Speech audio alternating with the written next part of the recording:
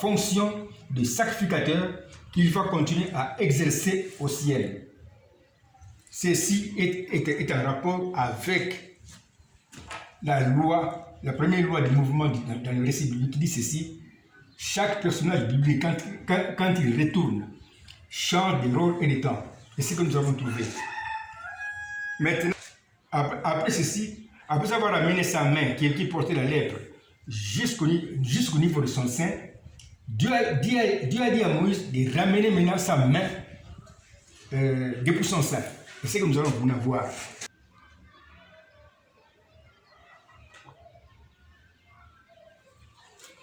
Maintenant, nous allons parler du mouvement de la main de Moïse dans un nouveau retour, depuis le sein de Moïse. Parce que Dieu a dit à Moïse de ramener sa main qui portait la lèpre depuis son sein. Nous savons que chaque mouvement dans la pensée de celui qui existe par lui-même crée une prophétie. Nous allons maintenant chercher à savoir quelle est la prophétie qui était cachée dans le mouvement retour de la main de Moïse depuis son sein. Nous savons que voici maintenant la flèche du mouvement de la main de Moïse dans un nouveau sens retour. Et puisque chaque mouvement a un départ et aussi une arrivée, nous avons ceci. Au départ, nous avons le sein de Moïse.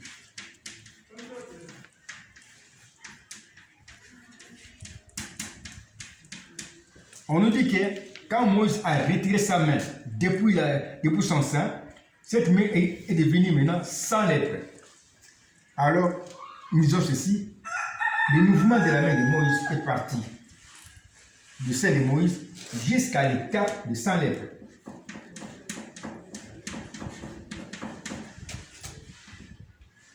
L'état de sans lèpre.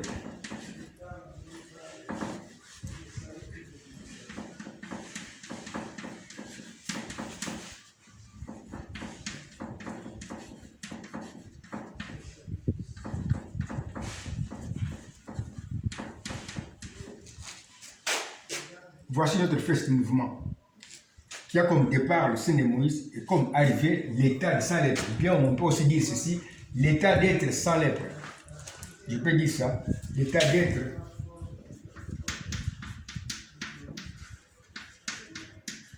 je peux dire l'état de sans lèpre ou bien l'état d'être sans lèpre. Or, nous savons que dans ces mouvements se trouve aussi la main de Moïse, qui est c'est-à-dire au centre de ces mouvements se trouve la main de Moïse. Ce mouvement qui est représenté ici par la flèche de mouvement.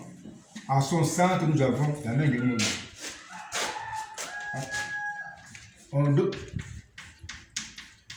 avons donc ceci, le sein de Moïse. Ici, nous avons la main de Moïse.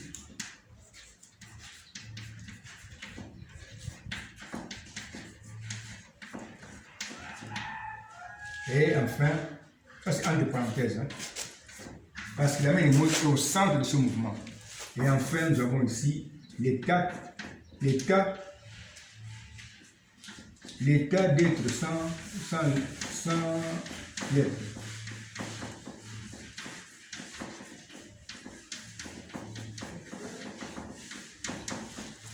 C'est un peu ça. Maintenant, puisque nous avons ici un schéma de prophétie qui a 3 membres, 3 mariés, nous allons maintenant présenter à la droite de chaque marié la même flèche de mouvement qui est devenue ici le signe de liaison, c'est-à-dire le pasteur, signe de l'unité qui unit le sein de Moïse et aussi l'état d'être sans lèpre.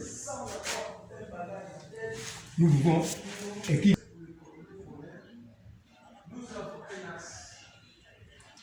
Nous avons trouvé le chemin qui est créé par le mouvement de la main de Moïse qui porte la lèpre depuis le sein de Moïse. Quand Moïse a retiré sa main qui portait la lèpre depuis son sein, il y a eu encore changement de rôle selon la première loi du mouvement du récit biblique qui dit ceci: quand un personnage biblique retourne, il change de rôle et de temps. Il change aussi les rôles de tous les éléments qui se trouvent dans le même tableau. Ici, quand la main de Moïse, qui était partie comme ceci, rentre encore une fois comme ceci, alors cette main change de rôle. et devient maintenant autre chose. Ici, nous avons le sein de Moïse qui devient maintenant autre chose. On nous parle aussi du sein de Moïse. Ici, le sein de Moïse représente le ciel. Au ciel qui est visible. Au ciel visible. Le sein de Moïse représente le ciel visible. Au ciel visible. Je mets la liaison ici pour lire la prophétie. Je mets la liaison pour lire parce qu'ici, il y a des liaisons. Au ciel visible va apparaître. On parle ici de l'apparition. Va apparaître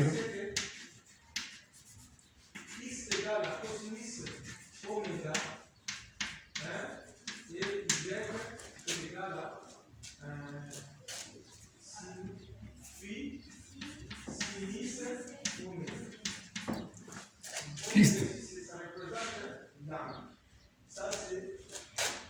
Au ciel visible, qui est représenté par le sein de Moïse, va apparaître Christ.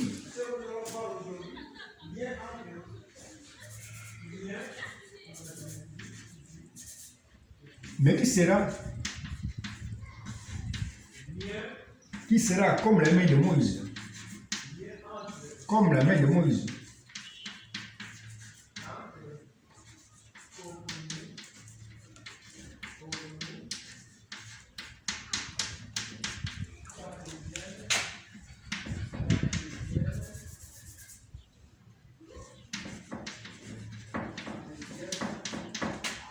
Sans l'œuf.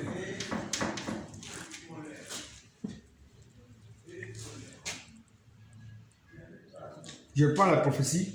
Au ciel visible qui est représenté par le sein de Moïse va apparaître Christ, mais qui va revenir,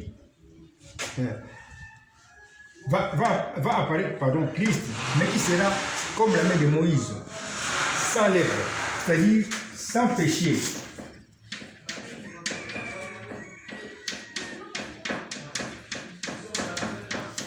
Nous parlons ici du retour du Messie, à la seconde venue. Quand Christ revient, il va revenir comme la main de Moïse, mais sans lèvres, c'est-à-dire sans péché. Pourquoi? Parce qu'il sera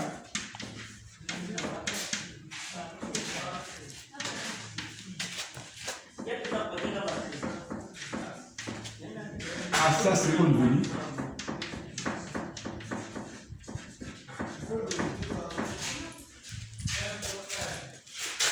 Parce qu'il sera à sa seconde venue l'ange créateur. L'ange créateur du ciel et de la terre.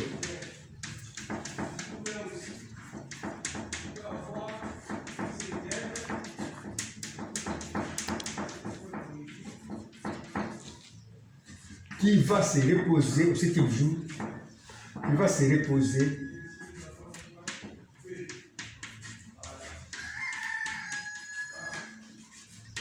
au septième jour de l'Église.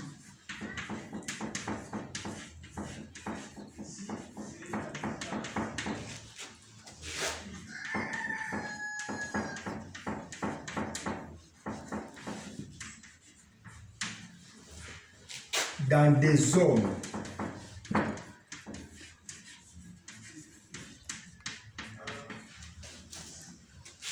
qui seront déjà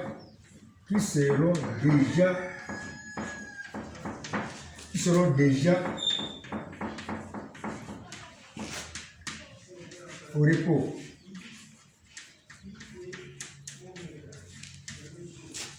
C'est-à-dire des hommes qui seront déjà nés de nouveau.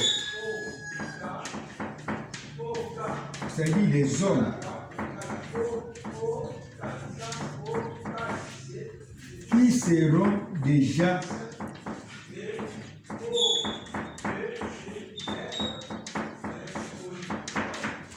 nés de nouveau.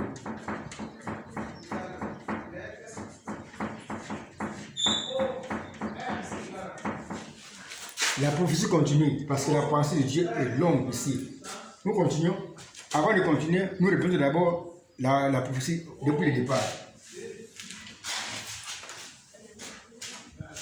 au ciel visible qui est représenté par le sein de Moïse, va apparaître Christ, mais qui sera comme la main de Moïse, sans lèpre, c'est-à-dire sans péché, sans péché. Parce qu'il sera à sa seconde venue,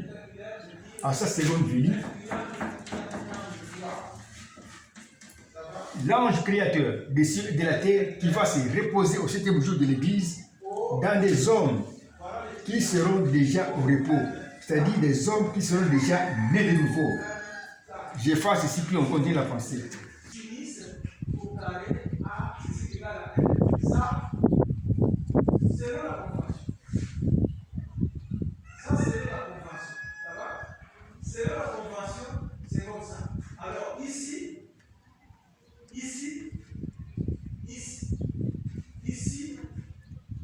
Qu'est-ce qu'on aura là-bas?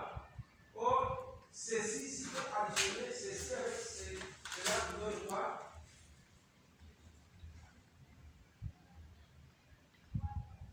Ça avec, donc ceci veut dire à quoi? Cosmis carré oméga, plus 6 carré oméga égale à 1.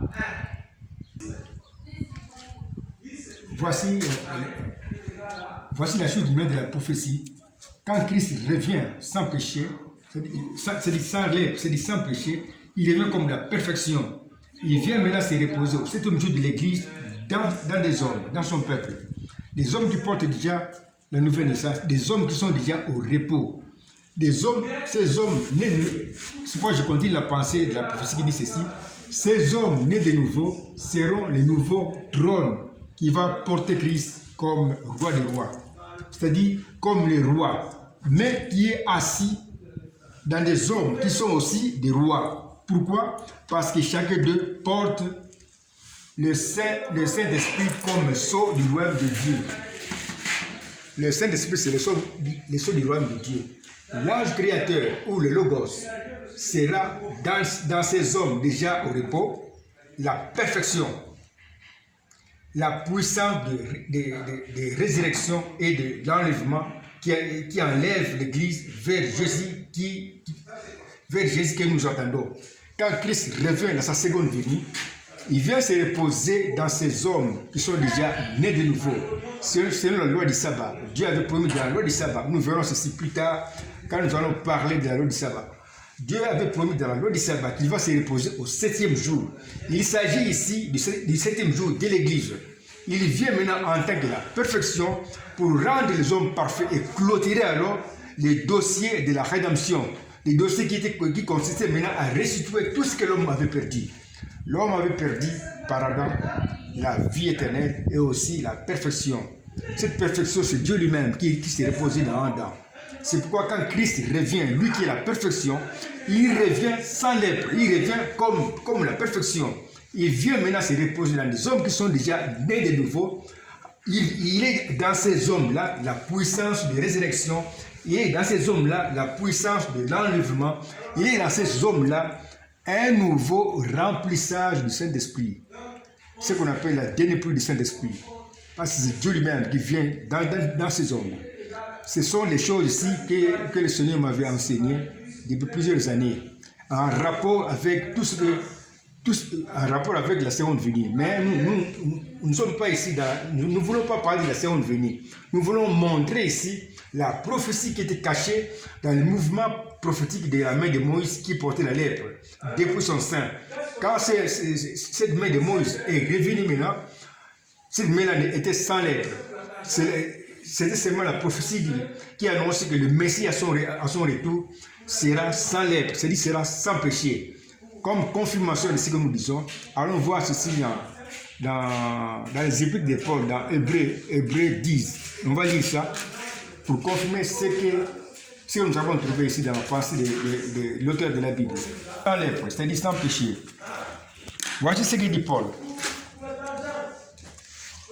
Dans Hébreux 9, à partir du verset 7, je lis. Et comme il est réservé aux hommes de mourir une seule fois, après quoi vient le jugement, de même Christ qui s'est offert une seule fois pour porter les péchés de plusieurs, apparaîtra. On parle ici de l'apparition, comme nous l'avons vu dans la pensée de Dieu. De même,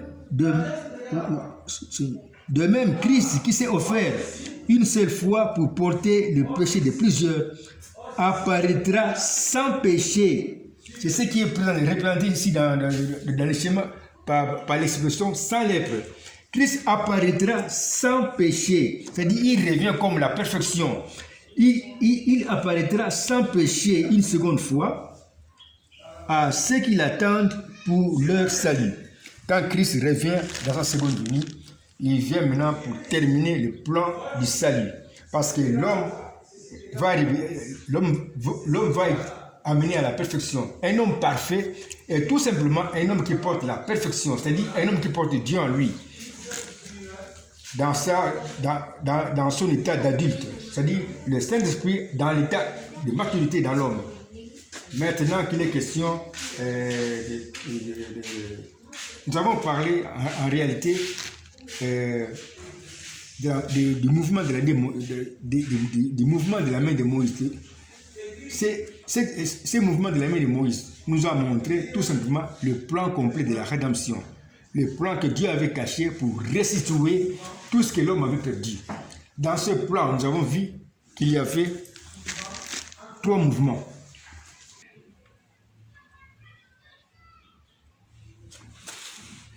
Ça va suffire.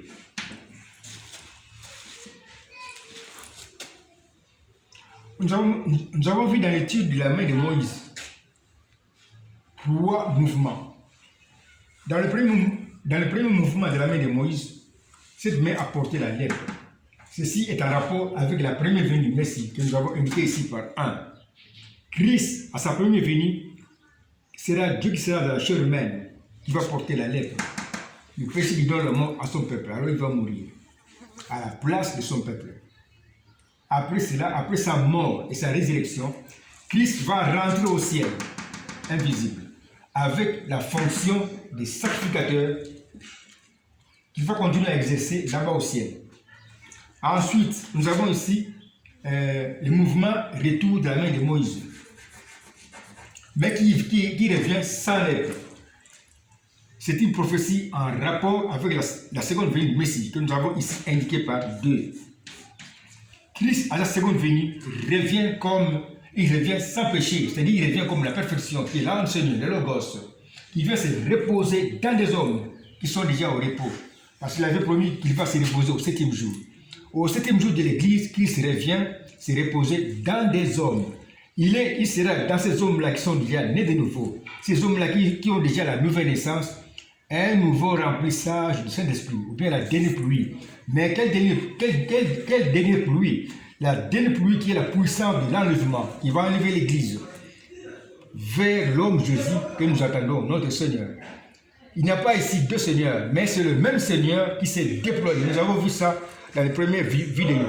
Le même Seigneur se déploie en ces 2 fonctions principales ou majeures. Il s'est déployé en 2 fonctions.